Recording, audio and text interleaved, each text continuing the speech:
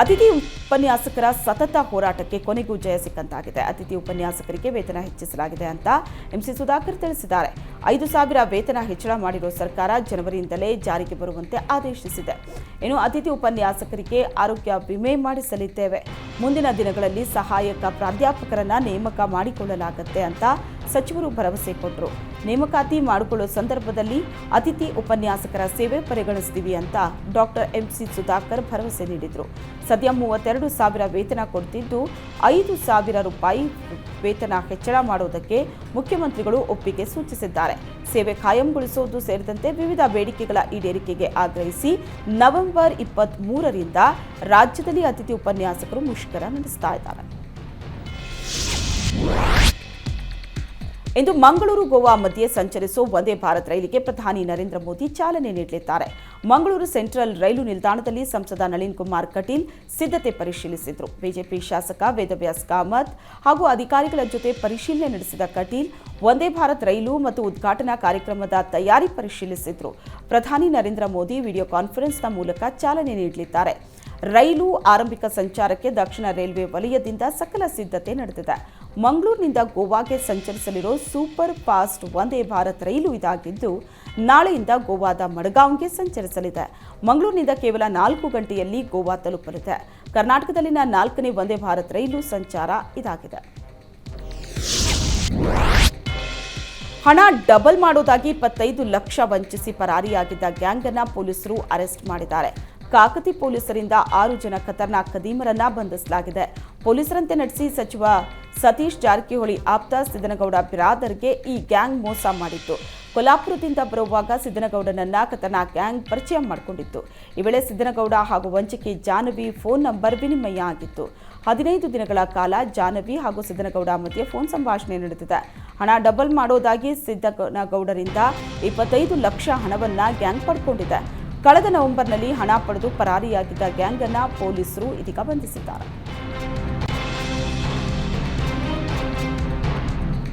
December 31ರಂದು Bengaluru Mysuru ದಶಪಥ ಹೆದ್ದಾರಿಯಲ್ಲಿ ವಿಶೇಷ ಕಾರ್ಯಾಚರಣೆ ನಡೆಸುವುದಕ್ಕೆ ರಾಮನಗರ ಪೊಲೀಸರು ಸಿದ್ಧತೆ ಮಾಡಿಕೊಂಡಿದ್ದಾರೆ. ಹೆದ್ದಾರಿಯಲ್ಲಿ ಚೆಕ್ ಪೋಸ್ಟ್ ಅನ್ನು ನಿರ್ಮಿಸಿ ತೀವ್ರ ತಪಾಸಣೆ ನಡೆಸುವುದಾಗಿ ರಾಮನಗರ ಎಸ್ಪಿ ಕಾರ್ತಿಕ್ ರೆಡ್ಡಿ ಹೇಳಿದ್ದಾರೆ. Drink and drive, over speed ಮಾಡೋ ವಾಹನಗಳ ಮೇಲೆ ಕೇಸ್ ಬೀಳುವುದು ಗ್ಯಾರಂಟಿ. ವರ್ಷಾಚರಣೆ ನೆಪದಲ್ಲಿ ಅತಿರೇಕದ ವರ್ತನೆ ಮಾಡಿದರೆ ಕ್ರಮ ಕೈಗೊಳ್ಳುವುದಾಗಿ ರಾಮನಗರ ಎಸ್ಪಿ ಕಾರ್ತಿಕ್ ರೆಡ್ಡಿ ಎಚ್ಚರಿಕೆ ಕೊಟ್ಟಿದ್ದಾರೆ. ಇನ್ನು ಕುಡಿದು ವಾಹನ ಚಾಲನೆ ಮಾಡದಂತೆ ರಾಮನಗರ ಎಸ್ಪಿ ಕಾರ್ತಿಕ್ ರೆಡ್ಡಿ ಮನವಿ ಮಾಡಿದರು. ಲೋಕಸಭೆ ಚುನಾವಣೆಗೆ ರಾಷ್ಟ್ರೀಯ ಪಕ್ಷಗಳು ರಣತಂತ್ರ ರೂಪಿಸ್ತಾ ಇದೆ. ಅದರಲ್ಲೂ ಮಂಡ್ಯದಲ್ಲಿ ಲೋಕಸಮರದ ತಯಾರಿ ಭರ್ಜರಿಯಾಗಿ ನಡೀತಾ ಇದೆ.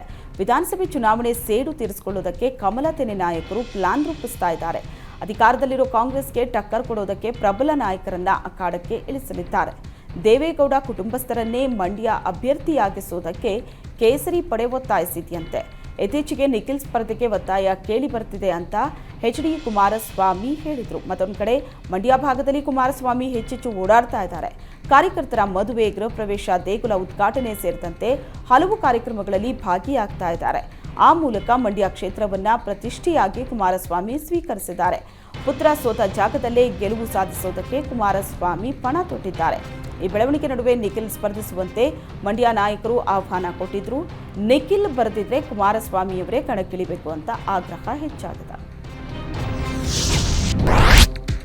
ಮಂಡ್ಯ ತಾಲೂಕಿನ ಮಲ್ಲಿಗೆರೆ ಗ್ರಾಮದಲ್ಲಿ ರೇಷ್ಮೆ ಇಲಾಖೆಗೆ ಸೇರಿದ ಜಾಗದಲ್ಲಿದ್ದ ಬೃಹತ್ ಮರಗಳನ್ನು ಕಡಿದು ಹಾಕಲಾಗಿದೆ. ಅಕ್ರಮವಾಗಿ ಮರ ಕಡಿದು ಸಾಗಾಣಿಕೆ ಮಾಡಲಾಗ್ತಿದೆ ಅಂತ ಗ್ರಾಮ ಪಂಚಾಯಿತಿ ಅಧ್ಯಕ್ಷನ ವಿರುದ್ಧ ಗ್ರಾಮಸ್ಥರು ಆರೋಪಿಸಿದ್ದಾರೆ. 30ರಿಂದ 40 ವರ್ಷಗಳ ಹಳೆ ಮರಗಳನ್ನು ಕಡಿದು ಮಾರಾಟ ಮಾಡಲಾಗ್ತಾ ಇದೆ. 19ಕ್ಕೂ ಹೆಚ್ಚು ಬೃಹತ್ ಮರಗಳನ್ನು ಅಕ್ರಮವಾಗಿ ಕಡಿದು ಸಾಗಿಸಲಾಗಿದೆ. ಮತ್ತಷ್ಟು ಮರಗಳನ್ನು ಕಡಿಯೋದಕ್ಕೆ ಸಿದ್ಧವಾಗಿದ್ದಾಗ ಮರಗಳ ಕಟಾವಿಗೆ ಸ್ಥಳೀಯರು ಅಡ್ಡಿಪಡಿಸಿದ್ದಾರೆ. ಇನ್ನು ಅಕ್ರಮದ ಬಗ್ಗೆ ಪ್ರಶ್ನಿಸಿದ ಸ್ಥಳೀಯರ ವಿರುದ್ಧವೇ ಪಂಚಾಯಿತಿ ಅಧ್ಯಕ್ಷ ರಮೇಶ್ ದರ್ಪವನ್ನ ಮೆರೆದಿದ್ದಾರೆ. ಸ್ಥಳೀಯರ ಆಕ್ರೋಶ ಹೆಚ್ಚಾಗ್ತಾ ಇದ್ದಂತೆ ಸ್ಥಳದಿಂದ ಅಧ್ಯಕ್ಷ ಆ್ಯಂಡ್ ಟೀಮ್ ಕಾಲ್ಕಿತ್ತಿದೆ. ಅರಣ್ಯ ಇಲಾಖೆ ಅನುಮತಿಯನ್ನು ಪಡೆಯದೆ ಮರಗಳನ್ನು ಕಡಿಯಲಾಗಿದೆ. ಸ್ಥಳಕ್ಕೆ ಅರಣ್ಯಾಧಿಕಾರಿಗಳು, ರೇಷ್ಮೆ ಇಲಾಖೆ ಅಧಿಕಾರಿಗಳು ಭೇಟಿ ನೀಡಿ ಪರಿಶೀಲನೆ ನಡೆಸಿದರು. ನ್ಯಾಯಾಲಯದ ಅನುಮತಿಯನ್ನ ಪಡೆದು ಪ್ರಕರಣ ದಾಖಲಿಸುವುದಾಗಿ ಗ್ರಾಮಸ್ಥರಿಗೆ ಭರವಸೆ ಕೊಟ್ಟಿದ್ದಾರೆ. ಬಾಡೂಟಕ್ಕೆ ಬಂದು ಕೆಜಿ ಚಿನ್ನಾಭರಣ ದೋಚಿದ್ದ ಖತರ್ನಾಕ್ ಕಳ್ಳರನ್ನ ಪೊಲೀಸರು ಬಂಧಿಸಿದ್ದಾರೆ.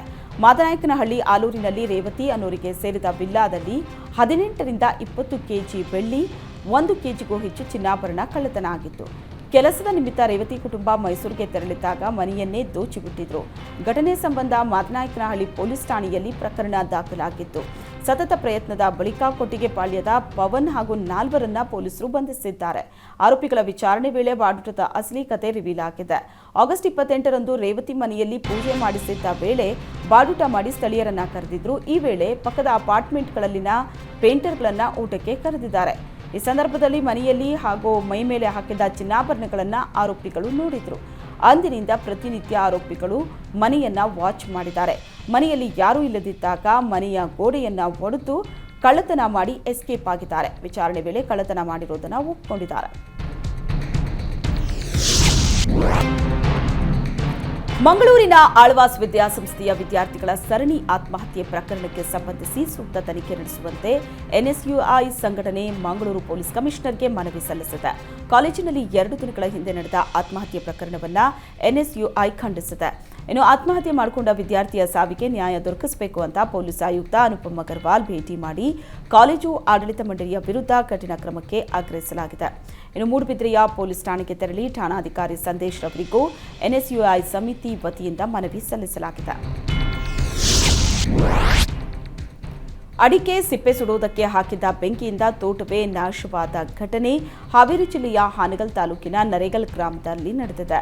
ಕರಬಸಪ್ಪ ನಂದಿಕೊಪ್ಪ ಅನ್ನೋರಿಗೆ ಸೇರಿದ 300ಕ್ಕೂ ಹೆಚ್ಚು ಅಡಿಕೆ ಗಿಡಗಳು ಬೆಂಕಿಗೆ ಆಹುತಿಯಾಗಿದೆ.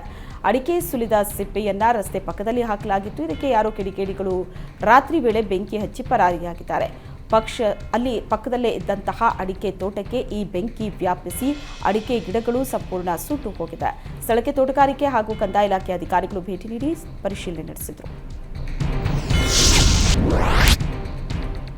ಕೆವೈಸಿ ಮಾಡಿಸಿದ್ರೆ ಮಾತ್ರ ಸಬ್ಸಿಡಿ ಬರುತ್ತೆ ಅನ್ನೋ ವದಂತಿ ಹಿನ್ನೆಲೆ ಗ್ಯಾಸ್ ಏಜೆನ್ಸಿಗಳ ಕಚೇರಿ ಮುಂದೆ ನಾಮುಂದು ತಾಮುಂದು ಅಂತ ದಾಖಲೆಗಳ ಜೊತೆ ಕೆವೈಸಿಗೆ ಜನರು ಮುಗಿಬಿದ್ದ ಘಟನೆ ಬೀದರ್ನಲ್ಲಿ ನಡೆದಿದೆ. ಗ್ಯಾಸ್ ಅನಿಲ ಸಂಪರ್ಕ ಹೊಂದಿದವರು ಕಡ್ಡಾಯವಾಗಿ ಈ ಕೆವೈಸಿ ಮಾಡಿಸಬೇಕು ಅಂತ ಕೇಂದ್ರ ಸರ್ಕಾರ ಆದೇಶ ಹೊರಡಿಸಿದೆ. ಈ ಕೆವೈಸಿ ಮಾಡಿಸೋ ದಿನಾಂಕವನ್ನು ವಿಸ್ತರಣೆ ಮಾಡಿದೆ. ಆದರೆ ಗ್ರಾಮೀಣ ಭಾಗದ ಜನರಿಗೆ ಗೊತ್ತಿಲ್ಲದ ಕಾರಣ ಕಳೆದ 2 ದಿನಗಳಿಂದ ಜನ ಗ್ಯಾಸ್ ಏಜೆನ್ಸಿಗಳ ಎದುರು ಬೆಳಿಗ್ಗೆಯಿಂದ ಸಂಜೆವರೆಗೂ ಸರತಿ ಸಾಲಲ್ಲಿ ನಿಂತು ಕೆವೈಸಿ ಮಾಡಿಸೋದಕ್ಕೆ ಹರಸಾಹಸ ಪಡ್ತಾ ಇದ್ದಾರೆ. ಈ ಹಿಂದೆ ಕೇಂದ್ರ ಸರ್ಕಾರ ಡಿಸೆಂಬರ್ 31ರ ಒಳಗೆ ಕೆವೈಸಿ ಮಾಡಿಸ್ಕೋಬೇಕು ಅಂತ ಆದೇಶ ಮಾಡಿತ್ತು. ಬಳಿಕ ಕೇಂದ್ರ ಸರ್ಕಾರ ಮತ್ತೊಂದು ಸುತ್ತೋಲೆ ಹೊರಡಿಸಿ 2024ರ ಮಾರ್ಚ್ 31ರ ಒಳಗೆ ಕೆವೈಸಿ ಮಾಡಿಸಬೇಕು ಅಂತ ಸೂಚಿಸಿದೆ. ಹಂಪಿ ಕನ್ನಡ ವಿಶ್ವವಿದ್ಯಾಲಯದಲ್ಲಿ ಕರೆಂಟ್ ಬಿಲ್ ಕಟ್ಟುವುದಕ್ಕೆ ಹಣ ಇಲ್ಲದ ಪರಿಸ್ಥಿತಿ ನಿರ್ಮಾಣ ಆಗಿದೆ. ಆರ್ಥಿಕ ಸಂಕಷ್ಟದಲ್ಲಿರೋ ವಿವಿಗೆ ಜೆಸ್ಕಾಂ ಕರೆಂಟ್ ಶಾಕ್ ಕೊಟ್ಟಿದೆ. 1 ಕೋಟಿ ವಿದ್ಯುತ್ ಬಿಲ್ ಬಾಕಿ ಉಳಿಸಿಕೊಂಡಿದ್ದಕ್ಕೆ ವಿದ್ಯುತ್ ಸಂಪರ್ಕ ಕಟ್ ಮಾಡೋದಾಗಿ ಖಡಕ್ ಸೂಚನೆ ನೀಡಿದೆ. ಅತ್ತ ಸರ್ಕಾರದಿಂದ ಅನುದಾನ ಇಲ್ಲದೆ ಹಂಪಿ ವಿವಿ ಆರ್ಥಿಕ ಸಂಕಷ್ಟದ ಸುಳಿಗೆ ಸಿಲುಕಿದೆ. 6-7 ತಿಂಗಳ ಹಿಂದೆ ಇದೇ ವಿದ್ಯುತ್ ಬಿಲ್ ಸಂಬಂಧ ದೊಡ್ಡ ರಾದ್ಧಾಂತ ಆಗಿತ್ತು. ಸಿಎಂ ಸಿದ್ದರಾಮಯ್ಯ ಹೊಸಪೇಟೆಗೆ ಬಂದಾಗ ವಿಸಿ ಅನುದಾನ ಕೇಳಿದರೆ ಬಿಡುಗಡೆ ಮಾಡೋದಾಗಿ ಹೇಳಿದರು. ಆದರೆ ಸಿಎಂ ಸಿದ್ದರಾಮಯ್ಯಗೆ ಅನುದಾನ ಬಿಡುಗಡೆಗೆ ಮನವಿ ಮಾಡಿದರೂ ಪ್ರಯೋಜನವಾಗಿಲ್ಲ ಅಂತ ಹಂಪಿ ಕನ್ನಡ ವಿವಿ ಕುಲಪತಿ ಪರಮಶಿವಮೂರ್ತಿ ಅಸಹಾಯಕತೆ ವ್ಯಕ್ತಪಡಿಸಿದ್ದಾರೆ. ಕೆಲಸ ಮಾಡ್ತಾ ಇದ್ದಾಗ ವಿದ್ಯುತ್ ಶಾಕ್ ಕೆಲಸ ಮಾಡೋ ವೇಳೆ ಕರೆಂಟ್ ಶಾಕ್ ತಗುಲಿ ಲೈನ್ ಮ್ಯಾನ್ ಮೃತಪಟ್ಟಿರೋ ಘಟನೆ ಬೆಳಗಾವಿಯಲ್ಲಿ ನಡೆದಿದೆ. 28 ವರ್ಷದ ಪ್ರೇಮಾನಂದ ಅಶೋಕ್ ಮೃತ ದುರ್ದೈವಿ. ಘಟನೆಗೆ ಮೇಲಾಧಿಕಾರಿಗಳ ನಿರ್ಲಕ್ಷ್ಯ ಕಾರಣ ಅಂತ ಕುಟುಂಬಸ್ಥರು ಆರೋಪಿಸಿದ್ದಾರೆ. ಸಂಜೆ ಕರೆಂಟ್ ಕಂಬದಲ್ಲಿ ಕೆಲಸ ಮಾಡುವಾಗ ಲೈನ್ ಚೇಂಜ್ ಮಾಡಿಸಬೇಕಾದ ಅಧಿಕಾರಿಗಳು ನಿರ್ಲಕ್ಷ್ಯ ವಹಿಸಿದ್ದಾರೆ. ಕಿತ್ತೂರಿನ ಹೆಸ್ಕಾಂ ಆವರಣದಲ್ಲಿ ಈ ಘಟನೆ ನಡೆದಿದೆ.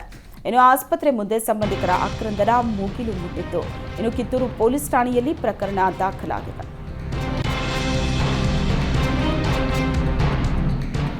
ದಕ್ಷಿಣ ಕಾಶಿ ಹಂಪಿಯಲ್ಲಿ ಪಂಪಾ ವಿರೂಪಾಕ್ಷೇಶ್ವರ ಸನ್ನಿಧಿಯಲ್ಲಿ ಫಲಪೂಜಾ ಕಾರ್ಯಕ್ರಮ ಭಕ್ತ ಸಮೂಹದ ನಡುವೆ ಸಂಭ್ರಮದಿಂದ ನಡೆಯಿತು. ಪಂಪಾ ವಿರೂಪಾಕ್ಷೇಶ್ವರ ಮತ್ತು ತಾಯಿ ಹಂಪಮ್ಮ ದೇವಿಯ ಫಲಪೂಜಾ ಕಾರ್ಯಕ್ರಮದ ನಿಮಿತ್ತ ಧಾರ್ಮಿಕ ಕಾರ್ಯಕ್ರಮ ನಡೆದವು. ಸ್ವಾಮಿಗೆ ಅರಸರ ಕಾಲದ ನವರತ್ನ ಖಚಿತ ಸುವರ್ಣ ಮುಖವಾಡದೊಂದಿಗೆ ಅಲಂಕಾರ ಮಾಡಲಾಗಿತ್ತು. ರಾಜ್ಯದ ಭಕ್ತರು ಸೇರಿದಂತೆ ಆಂಧ್ರಪ್ರದೇಶದ ಸಾವಿರಾರು ಭಕ್ತರು ಫಲಪೂಜಾ ಕಾರ್ಯಕ್ರಮಕ್ಕೆ ಸಾಕ್ಷಿಯಾದರು. ತುಂಗಭದ್ರಾ ನದಿಯಲ್ಲಿ ಪುಣ್ಯ ಸ್ನಾನವನ್ನ ಮಾಡಿ ವಿರೂಪಾಕ್ಷೇಶ್ವರ ಸ್ವಾಮಿಯ ದರ್ಶನವನ್ನ ಪಡೆದರು. ಇದರ ಜೊತೆ ಹಂಪಿಯ ವಿರೂಪಾಕ್ಷೇಶ್ವರ ದೇಗುಲದ ಆವರಣದಲ್ಲಿ ರಾತ್ರಿ ದೀಪೋತ್ಸವ ನಡೆಯಿತು. ವಿದೇಶಿ ಪ್ರವಾಸಿಗರು ಕೂಡ ದೀಪಗಳನ್ನು ಬೆಳಗಿಸಿ ಸಂಭ್ರಮಿಸಿದರು.